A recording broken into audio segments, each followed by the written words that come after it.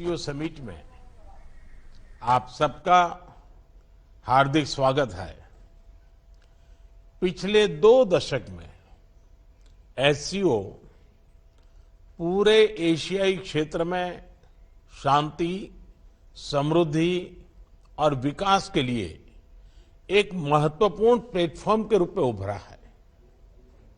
इस क्षेत्र के साथ भारत के हजारों वर्ष पुराने सांस्कृतिक और पीपल टू पीपल संबंध हमारी साझा विरासत का जीवंत प्रमाण है। हम इस क्षेत्र को एक्सटेंडेड नेबरहुड ही नहीं, एक्सटेंडेड फैमिली की तरह देखते हैं।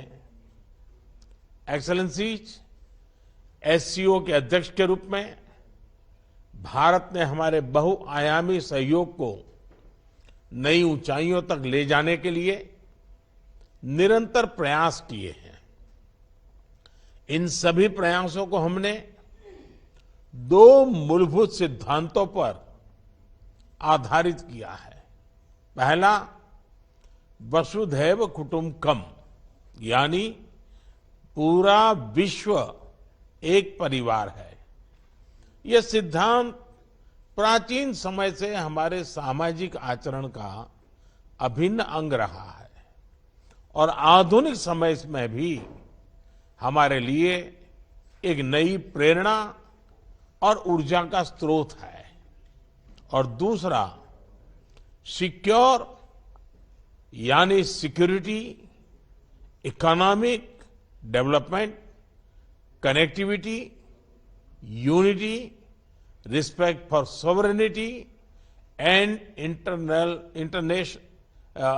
and territorial integrity and environmental protection, यह हमारी अध्यक्षता का थीम और हमारे एससीओ के विजन का प्रतिबिंब है।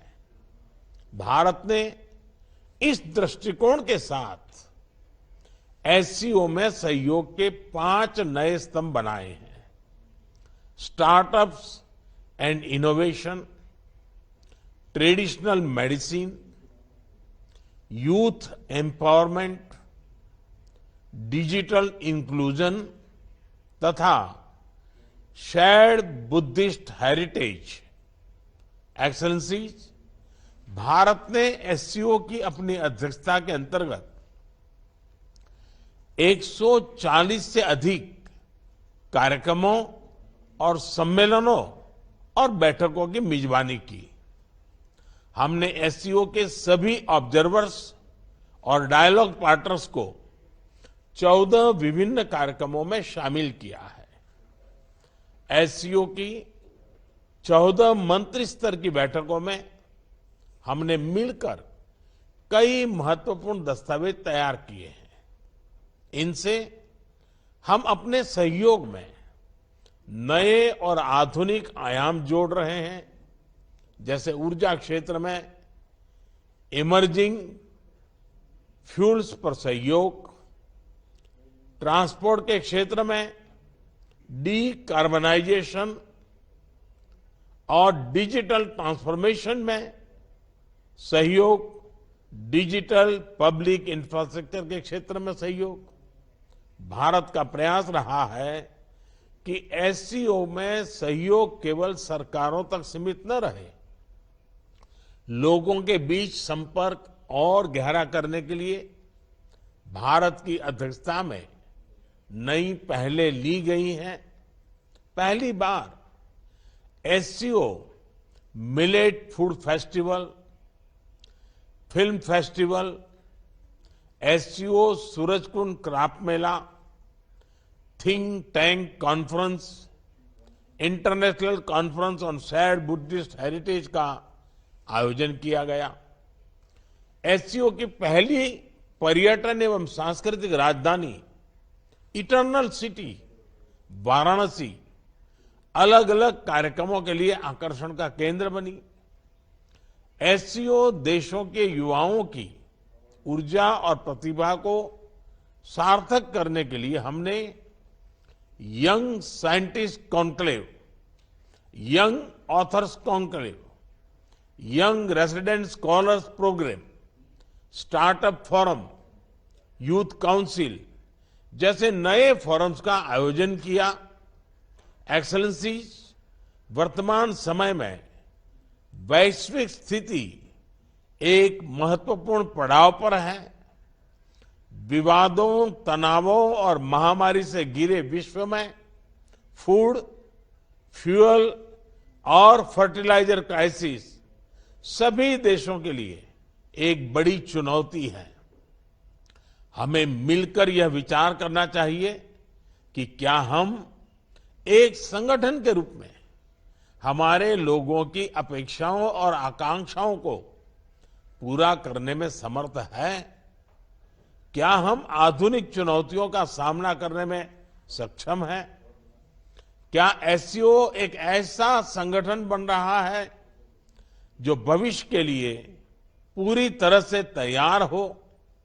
इस विषय में भारत एससीओ में सुधार और आधुनिकीकरण के प्रस्ताव का समर्थन करता है। एससीओ के अंतर्गत भाषा संबंधी बाधाओं को हटाने के लिए हमें भारत के AI based language platform Bhashini को सभी के साथ साझा करने में खुशी होगी। यह digital technology for inclusive growth का एक उदाहरण बन सकता है। यूएन सहित अन्य वैश्विक संस्थानों में भी सुधार के लिए एससीओ एक महत्वपूर्ण आवाज बन सकता है। मुझे खुशी है कि आज ईरान एससीओ परिवार में एक नए सदस्य के रूप में जुड़ने जा रहा है। इसके लिए मैं राष्ट्रपति राइसी और ईरान के लोगों को बहुत बहुत शुभकामनाएं देता हूं। साथ ही हम बेलारूस की एससीओ सदस्यता के लिए मेमोरेंडम ऑफ ऑब्लिगेशन पर हस्ताक्षर करने का स्वागत करते हैं। आज एससीओ से जुड़ने में अन्य देशों की रुचि इस ऑर्गेनाइजेशन के महत्व का प्रमाण है। इस प्रक्रिया में यह आवश्यक है कि एससीओ का मूल फोकस मध्य एशियाई देशों के हितों और आकांक्षाओं पर केंद्रित रहे।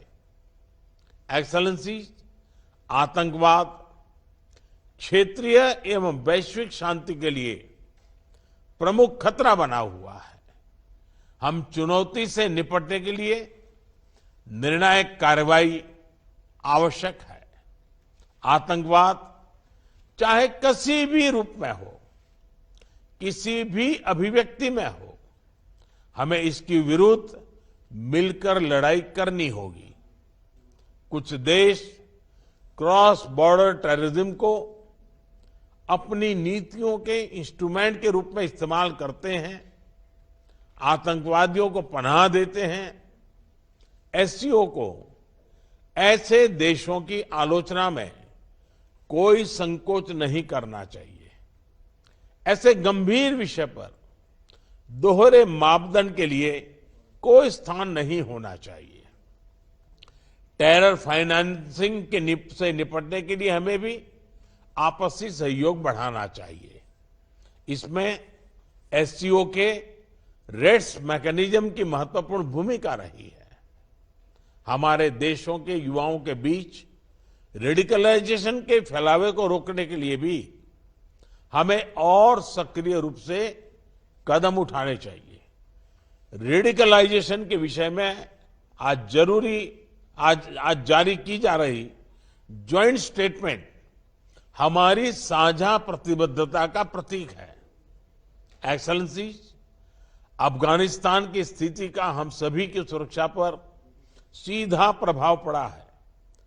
अफगानिस्तान को लेकर भारत की चिंताएं और अपेक्षाएं एससीओ के अधिकांश देशों के समान है। हमें अफगानिस्तान के लोगों के कल्याण के लिए मिलकर प्रयास करने होंगे। अफगान नागरिकों को मानवीय सहायता, एक समावेशी सरकार का गठन, आतंकवाद और ड्रग तस्करी के विरुद्ध लड़ाई तथा महिलाओं, बच्चों और अल्पसंख्यकों के अधिकारों को सुनिश्चित करना हमारी साझा प्राथमिकताएं हैं। भारत और अफगानिस्तान के लोगों के बीच सदियों पुराने मैत्रीपूर्ण संबंध रहे हैं। पिछले 2 दशकों में हमने अफगानिस्तान के आर्थिक और सामाजिक विकास के लिए योगदान दिया है। 2021 के घटनाक्रम के बाद भी हम मानवीय सहायता भेजते रहे हैं। यह आवश्यक है कि अफगानिस्तान की भूमि पड़ोसी देशों में अस्थिरता फैलाने या एक्सट्रीमिस्ट विचारधाराओं को प्रोत्साहित करने के लिए उपयोग न की जाए। एक्सेलेंसी, किसी भी क्षेत्र की प्रगति के लिए मजबूत कनेक्टिविटी का होना बहुत ही आवश्यक है। बेहतर कनेक्टिविटी आपसी व्यापार ही नहीं, आपसी विश्वास भी बढ़ाती है। किंतु इन प्रयासों में एससीओ चार्टर के मूल सिद्धांतों, विशेष रूप से सदस्य देशों की संप्रभुता और क्षेत्रीय अखंडता का सम्मान करना बहुत ही आवश्यक है। ईरान की एससीओ सदस्यता के बाद हम चाबहार पोर्ट के बेहतर उपयोग के लिए काम कर सकते हैं। मध्य एशिया के लैंडलॉक देशों के लिए international north south transport corridor Indian ocean तक पहुंचने का एक सुरक्षित और सुगम रास्ता बन सकता है। हमें इसका पूरा पोटेंशियल रियलाइज करना चाहिए। एक्सेलेंसी, एससीओ विश्व के 40% लोगों और वैश्विक अर्थव्यवस्था के लगभग 1/3 का प्रतिनिधित्व करता है और इस कारण यह हमारी साझा जिम्मेदारी है कि हम एक दूसरे की जरूरतों और संवेदनशीलताओं को समझें, बेहतर सहयोग तथा समन्वय के माध्यम से सभी चुनौतियों का समाधान करें और हमारे लोगों के कल्याण के लिए निरंतर प्रयास करें। भारत की अध्यक्षता को सफल बनाने में आप सबसे हमें निरंतर सहयोग मिला, इसके लिए मैं आप सभी का बहुत बहुत धन्यवाद देता हूं। मैं एससीओ के अगले अध्यक्ष कजाकिस्तान के राष्ट्रपति और मेरे मित्र प्रेसिडेंट तोकायेव को पूरे भारत की ओर से बहुत बहुत शुभकामनाएं देता हूं। एससीओ की सफलता के लिए भारत सभी के साथ मिलकर सक्रिय रूप से अपना योगदान देने के लिए प्रतिबद्ध है। बहुत बहुत धन्यवाद।